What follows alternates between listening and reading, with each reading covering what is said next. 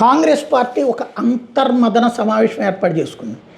ఏ సర్దార్ వల్లభాయ్ పటేల్ని అయితే నిర్లక్ష్యం చేశారో, ఇప్పుడున్నటువంటి తరానికి ముత్తాత అయినటువంటి జవహర్లాల్ నెహ్రూ ఉన్నప్పుడు ఏ సర్దార్ వల్లభాయ్ పటేల్ని అయితే మోసం చేసి ప్రధానమంత్రి పదవిని జవహర్లాల్ నెహ్రూకి అప్పగించారో, ఏ సర్దార్ వల్లభాయ్ పటేల్ని అయితే పక్కన పెట్టారో, ఏ సర్దార్ వల్లభాయ్ పటేల్కి భారతరత్న ఇవ్వడానికి కూడా వెనకాడారు, అదే సర్దార్ వల్లభాయ్ పటేల్కి ఇప్పుడు జాతి మొత్తం నివాళులు అర్పిస్తున్న వేళ అక్కడే కూర్చున్నారు. ఒకప్పుడు అది కట్టడానికి వ్యతిరేకంగా ఉద్యమించారు, అక్కడ పర్యావరణ సమస్యను ఉద్యమించారు. చివరికి అక్కడ కట్టబడినటువంటి సర్దార్ పటేల్ వల్లభాయ్ పటేల్కి సంబంధించినటువంటి మెమోరియల్ దగ్గర కూర్చుని మీటింగ్ పెట్టుకున్నారు.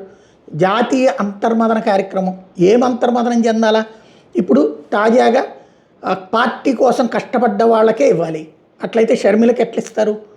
అట్లయితే కనుక రేవంత్ రెడ్డికి ఎట్లా ఇస్తారు? ఉత్తమ్ కుమార్ రెడ్డి ఏమైపోయాడు?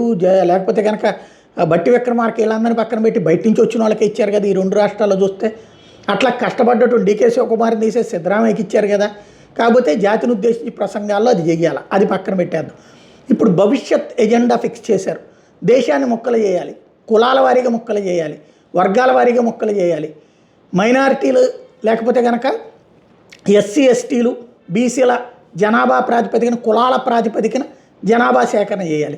జనాభా సేకరణ చేసేటప్పుడు అదే కదా చేసేది. అలా కాకుండా ఇది ఒక ఎజెండాగా తీసుకోవాలి. అయ్యయ్యో మీకు అన్యాయం జరిగిపోతుందన్నారు, లేదంటే రిజర్వేషన్లు ఎత్తేస్తామనాలి.